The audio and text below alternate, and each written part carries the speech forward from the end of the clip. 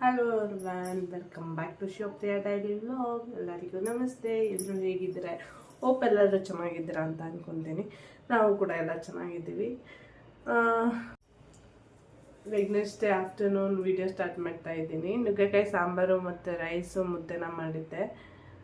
ನುಗ್ಗೆಕಾಯಿ ಸಾಂಬಾರನ್ನ ಯಾವ ಥರ ಮಾಡೋದು ಅಂತ ಅಂದ್ಬಿಟ್ಟು ನಾನು ವೀಡಿಯೋನ ಹಾಕ್ತೀನಿ, ನೋಡಿ ಹೆಂಗೇನೆ ನಿಮ್ಗೂ ಇಷ್ಟ ಆಗುತ್ತೆ. ನೋಡಿ ಒಂದ್ಸಲ ಟ್ರೈ ಮಾಡಿ.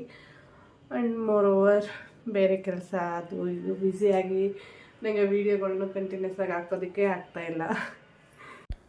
ನಾನಿಲ್ಲಿ ನುಗ್ಗೆಕಾಯಿ ಸಾಂಬಾರು ಮಾಡೋದಕ್ಕೆ ಏನೇನು ತೊಗೊಂಡಿದ್ದೀನಿ ಅಂತ ಹೇಳ್ತಿದ್ದೀನಿ ನೋಡಿ. ಸ್ವಲ್ಪ ತೆಂಗಿನ ತುರಿ ಆಲ್ರೆಡಿ ಗ್ರೈಂಡ್ ಮಾಡ್ಕೊಂಡಿದ್ದೀನಿ. ಆಮೇಲೆ ಕರಿಬೇವು ಮತ್ತು ಕೊತ್ತಂಬರಿ ಸೊಪ್ಪು ತೊಗೊಂಡಿದ್ದೀನಿ ಹಂಗೇ. ಅದಾದಮೇಲೆ ಸ್ವಲ್ಪ ಹುರ್ಗಡ್ಲೆ ತೊಗೊಂಡಿದ್ದೀನಿ, ಒಂದು 2 ಸ್ಪೂನಷ್ಟು. 2 ಸ್ಪೂನ್ ಹುರ್ಗಡ್ಲೆ. ಅದಾದಮೇಲೆ ಸ್ವಲ್ಪ ಸಾಂಬಾರು ಪೌಡರು. ಸಾಂಬಾರು ಪೌಡರ್ ನೀವು ಎಷ್ಟು ಸಾಂಬಾರು ಮಾಡ್ತಾಯಿರ್ತೀರ ಅದ್ರ ಮೇಲೆ ಡಿಪೆಂಡ್ ಆಗುತ್ತೆ. ನಾನಿಲ್ಲಿ 2 ಸ್ಪೂನ್ ತೊಗೊಂಡಿದ್ದೀನಿ ಸಾಂಬಾರು ಪೌಡರ್ನು ಕೂಡ.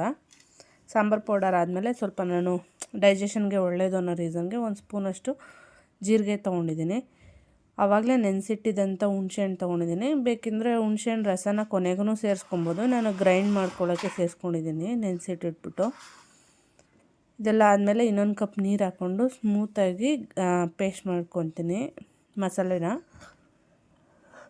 ಇದೆಲ್ಲ ಸ್ಮೂತಾಗಿ ಮಸಾಲೆ ಎಲ್ಲ ಪೇಸ್ಟ್ ಆದಮೇಲೆ ನೋಡಿ ಯಾವ ಥರ ಆಗಿದೆ ಅಂತ ತೋರಿಸ್ತಾ ಇದ್ದೀನಿ.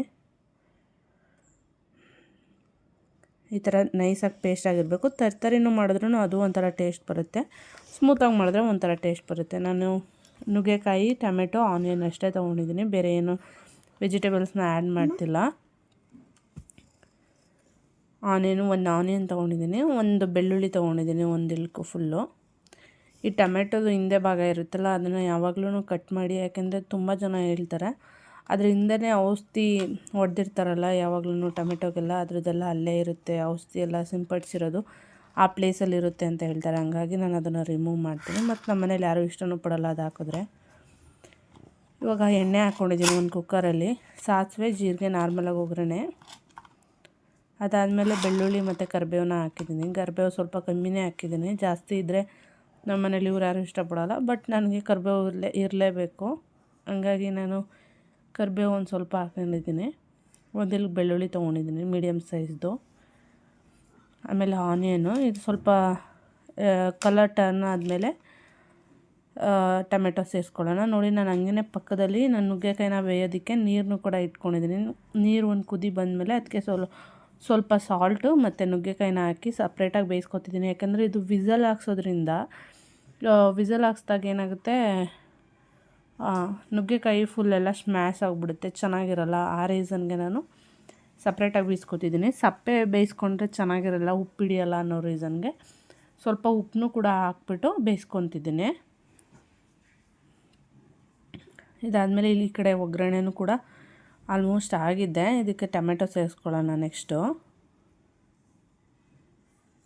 ಇವಾಗ ಟೊಮೆಟೊನೂ ಸೇರಿಸ್ಕೊಂಡಿದ್ದೀನಿ.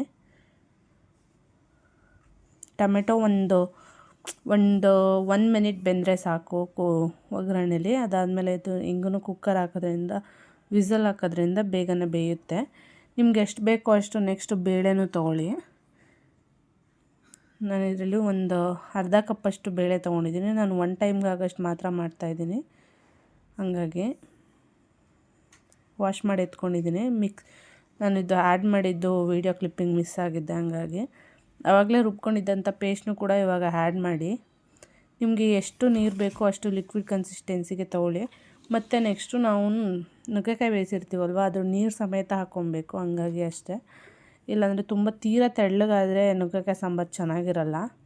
ಇದಕ್ಕೆ ಬೇಕು ಅಂದರೆ ನೀವು ಆಲೂಗಡ್ಡೆ ಮತ್ತು ಕ್ಯಾರೆಟು, ಬೀನ್ಸೆಲ್ಲ ಆ್ಯಡ್ ಮಾಡ್ಕೊಬೋದು. ಬಟ್ ನಾನು ಇಲ್ಲಿ ಏನೂ ಆ್ಯಡ್ ಮಾಡಿಲ್ಲ, ಯಾಕಂದರೆ ನುಗ್ಗೆಕಾಯಿ ಜೊತೆಗೆ ಆಲೂಗಡ್ಡೆ ತುಂಬ ಚೆನ್ನಾಗಿರುತ್ತೆ.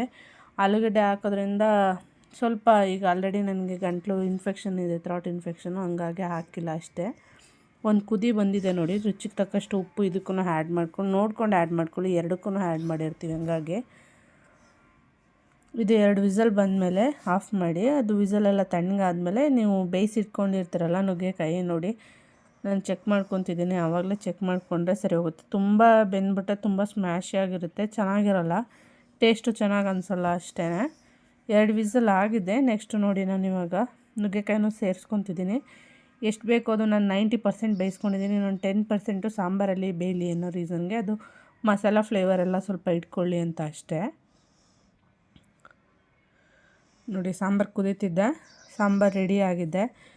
ಇವಾಗ ಸಮ್ಮರ್ ಸೀಸನ್ ಅಲ್ವಾ, ತುಂಬ ಬಾಡಿ ಡಿಹೈಡ್ರೇಟ್ ಆಗುತ್ತೆ. ಆದಷ್ಟು ಮಜ್ಜಿಗೆ ಅಥವಾ ನೀರು ಇಲ್ಲ ಜ್ಯೂಸು ಏನಾದರೂ ತೊಗೋತಾನೆ ಇರಿ, ಲಿಕ್ವಿಡ್ ಐಟಮ್ಸು ಬಾಡಿನ ಹೈಡ್ರೇಟಾಗಿ ಇಟ್ಕೊಳ್ಳುತ್ತೆ. ಹಂಗಾಗಿ ನಾನು ನೀರು ಮಜ್ಜಿಗೆ ಮಾಡಿಟ್ಕೊಂಡಿದ್ದೀನಿ. ನನಗೆ ತುಂಬ ಬಾಯಾರಿಕೆ ಆಗ್ತಾ ಇರುತ್ತೆ ಸಮ್ಮರ್ ಸೀಸನಲ್ಲಿ, ಹಂಗಾಗಿ ಅಷ್ಟೇ ಕುಡಿತಾ ಇರ್ಬೋದು ಅವಾಗವಾಗ ಅಂತ. ಹಂಗೇ ಮೀನ್ವೈಲ್ ನಾನು ಕೆಲಸ ಮಾಡ್ತಾನೆ ಅಡುಗೆ ಮಾಡ್ತಾ ಪಾತ್ರೆ ಏನಿರುತ್ತೆ ಅದು ಎಲ್ಲನೂ ಕ್ಲೀನ್ ಮಾಡ್ಕೊಂಬಿಡ್ತೀನಿ ಅಡುಗೆ ಮನೆನ. ಆವಾಗಲೇ ಹೇಳಿದ್ನಲ್ಲ ನಾನು ಆಫ್ಟರ್ನೂನ್ ಸ್ಟಾರ್ಟ್ ಮಾಡ್ತಾಯಿದ್ದೀನಿ ವೀಡಿಯೋನ ಅಂತ. ನಾನು ಬೆಳಿಗ್ಗೆ ತಿಂದಿದ್ದ ಪಾತ್ರೆ ಎಲ್ಲ ಹಂಗೆ ಇತ್ತು, ಹಂಗಾಗಿ ಅದು ಪಾತ್ರೆನೂ ಕ್ಲೀನ್ ಮಾಡ್ಕೊಂಬಿಡ್ತಿದ್ದೀನಿ ಹಂಗೇ. ಇನ್ನು ನೆಕ್ಸ್ಟು ಮಧ್ಯಾಹ್ನ ಊಟ ಮಾಡಿದ್ದು ಅಡುಗೆ ಮಾಡಿದ್ದು ಅಷ್ಟೇ ಇರುತ್ತೆ, ಅದು ಬೇಗ ವಾಶ್ ಮಾಡ್ಕೊಬೋದು. ತುಂಬ ಪಾತ್ರೆ ಆದಷ್ಟು ಶಿಂಕಲ್ಲಿ ತುಂಬ ತಲೆನೋವು ಜಾಸ್ತಿ. ಹಂಗೆ ಇವಾಗ ವಾಶ್ ಮಾಡಿ ಎತ್ತಿಟ್ಬಿಟ್ಟು ಸ್ವಲ್ಪ ಹೊತ್ತಾದಮೇಲೆ ಅದನ್ನು ಹಂಗೆ ಜೋಡಿಸ್ಕೊಂಬಿಡ್ತೀನಿ ಎಲ್ಲನೂ. ಪದೇ ಪದೇ ಅಡುಗೆ ಮನೆ ಕೆಲಸ ತುಂಬ ಜಾಸ್ತಿ ಆಗಿಬಿಡುತ್ತೆ. ಯಾಕಂದರೆ ಅದೆಲ್ಲ ಅಲ್ಲಲ್ಲೇ ಕೂತಿದ್ರೆ ಏನಾಗುತ್ತೆ, ತುಂಬ ಕೆಲಸ ಹಂಗೆ ಪೆಂಡಿಗಿದೆ ಅಂತ ಅನ್ನಿಸ್ತಾ ಇರುತ್ತೆ. ಅದಕ್ಕೋಸ್ಕರ ನಾನು ಯಾವಾಗಲೂ ಆದಷ್ಟು ಬೇಗ ಎಲ್ಲ ಕೆಲಸನೂ ಕ್ಲಿಯರ್ ಮಾಡ್ಕೊಳಕ್ಕೆ ನೋಡ್ಕೊತೇನೆ. ಪಾತ್ರೆ ತೊಳೆದಿದ್ದು ಆಯಿತು, ಹಂಗೇ ಅಡುಗೆ ಮಾಡ್ತಾ ಎಲ್ಲನೂ ಜೋಡಿಸ್ಕೊಂಡಿದ್ದು ಆಯಿತು.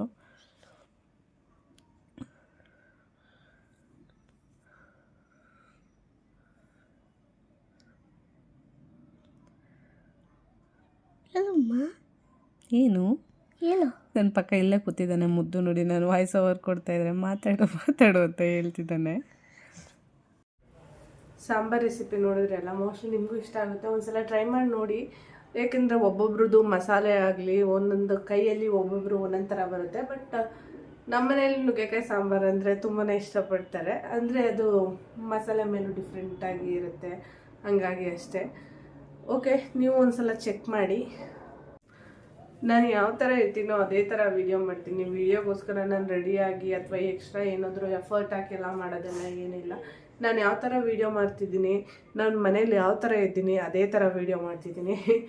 ಅದರಲ್ಲಿ ಏನೂ ಚೇಂಜಸ್ ಇಲ್ಲ. ಬೇರೆ ಥರ ಎಲ್ಲ ಇದು ಮಾಡೋದು ಆಗಲಿ, ರೆಡಿಯಾಗಿ ನಾನು ವೀಡಿಯೋಗೋಸ್ಕರ ಶೋ ಅಪ್ ಮಾಡೋದು ಅದೆಲ್ಲ ಏನು ಮಾಡ್ತಿಲ್ಲ.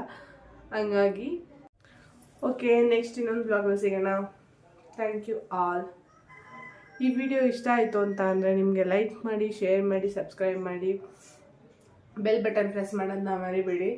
ಯಾವುದೇ ವಿಡಿಯೋ ನಿಮಗೆ ನೋಟಿಫಿಕೇಷನ್ ಬರಬೇಕು ಅಂದರೆ ಬೆಲ್ ಬಟನ್ನ ಪ್ರೆಸ್ ಮಾಡಬೇಕು. ನೀವು ಸಬ್ಸ್ಕ್ರೈಬ್ ಆದರೆ ಮಾತ್ರ ಸಾಕಾಗಲ್ಲ. ಸಬ್ಸ್ಕ್ರೈಬ್ ಮಾಡಾದಮೇಲೆ ಬೆಲ್ ಬಟನ್ ಅಂತ ಇರುತ್ತಲ್ಲ, ಪಕ್ಕದಲ್ಲೇ ಒಂದು ಬೆಲ್ ಸಿಂಬಲಲ್ಲಿರುತ್ತೆ, ಅದನ್ನು ಪ್ರೆಸ್ ಮಾಡಿದ್ರೆ ನಿಮಗೆ ಬೆಲ್ ಬಟನ್ ಪ್ರೆಸ್ ಆಗಿರುತ್ತೆ. ಅದರಿಂದಾಗಿ ನಿಮಗೆ ನಾನು ಹಾಕೋ ಪ್ರತಿಯೊಂದು ವೀಡಿಯೋನೂ ನೋಟಿಫಿಕೇಷನ್ ಬರುತ್ತೆ. ನೀವು ಯಾವಾಗ ಫ್ರೀ ಇರ್ತೀರೋ ಆ ಟೈಮಲ್ಲಿ ನೋಡ್ಕೊಬೋದು.